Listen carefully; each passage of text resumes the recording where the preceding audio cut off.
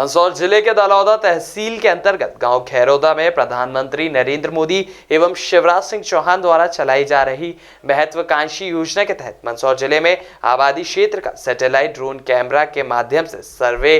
कराकर रिकॉर्ड तैयार कर स्वामित्व अधिकार दस्तावेज हितग्राहियों को दिया जाएगा। मंदसौर जिले के गांव खैरोदा में भवन स्वामित्व योजना के तहत कलेक्टर गौतम सिंह, विधायक यशपाल सिंह सिसोदिया और दलौदा तहसीलदार संजय मालवीय के नेतृत्व में महत्वाकांक्षी योजना के तहत सैटेलाइट ड्रोन कैमरा के माध्यम से जिले के आबादी क्षेत्र में भवनों का सर्वे रिपोर्ट दस्तावेज तैयार कर हितग्राहियों को दिया जाएगा, जिसका शुभारंभ मंदसौर जिले के गाँव खैरोदा से जिला कलेक्टर गौतम सिंह और विधायक यशपाल सिंह सिसोदिया ने किया। कौन सर्वे शुरू हुआ है? देखिए, स्वतंत्र था और स्वामित्व भी था, लेकिन कहीं भी आबादी क्षेत्रों में निवासियों का अपना प्रमाण, अपना यूँ कहें कि सर्टिफिकेट या उनका अधिकार कहीं भी दस्तावेज में नहीं था। मैं प्रधानमंत्री नरेंद्र मोदी जी का दिल से हृदय से धन्यवाद देना चाहता हूं कि उन्होंने गांव की उन आबादियों में जो वर्षों पुराने हमारे मकान थे, वर्षों पुराने हमारे बाड़े थे, वर्षों पुराने हमारा जिस एरिया में हम रहते हैं वो सब कुछ हमारा था, लेकिन उसके ना होने के कारण से न तो पंचायत किसी प्रकार का प्रमाण पत्र दे पाती थी, न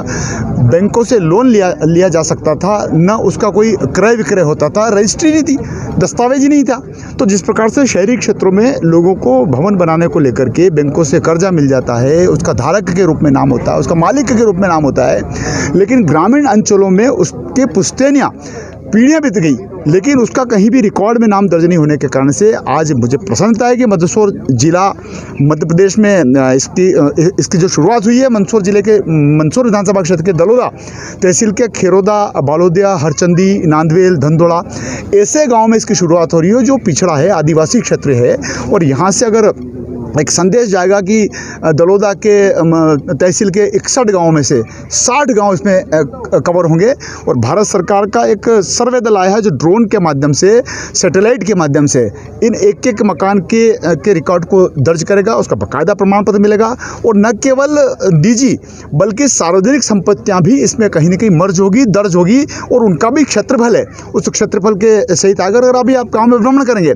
इतनी मेहनत करी इस टीम ने कि गाँव के अंदर और गांव के बाहर चूने की लाइन डाल करके प्रत्येक मकान के इर्द गिर्द लक्ष्मण रेखा खींची कि ये इसका इतना एरिया है, और उसके माध्यम से जब ऊपर ड्रोन जाएगा और उसके माध्यम से ड्रोन के माध्यम से जब उसका फिल्मांकन होगा तो एक मकान की चतुर्सीमा, एक मकान का रिकॉर्ड इसमें दर्ज हो जाएगा, और उसी के आधार पर इनको प्रमाण पत्र मिलेगा।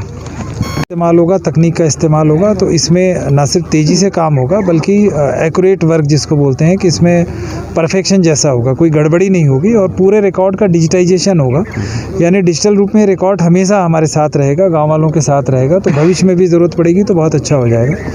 माननीय विधायक जी ने जैसा बताया कि अभी तक ज़मीन था, ज़मीन का कागज़ नहीं था, ज़मीन का कागज़ नहीं था तो बहुत सारी की व्यवहारिक समस्याएं थी, ये सारी चीज़ें हो जाएंगी, और हम जितनी तेज़ी से सर्वे ऑफ इंडिया काम करना चाहेगा उतनी तेज़ी से इनको जो है व्यवस्था बना के देंगे ताकि इनको कोई दिक्कत ना हो। और आज औपचारिक शुरुआत थी यहाँ से, तो इसलिए आज बहुत विशेष दिन है, तो सभी अपने जो आबादी ज़मीन में जो लोग निवासरत हैं उनका स्वामित्व का उनको कागज़ मिलेगा। तो क्या ये रिकॉर्ड अपडेट होगा या ये सरकार के पास डाटा है केवल? नहीं, एक बार आप ध्यान रखो कि बेस डाटा तैयार हो जाता है तो इसी बुनियादी आंकड़े पर, बुनियादी नक्शे पर, बुनियादी उस पर बाकी चीज़ें बनती रहती है ना।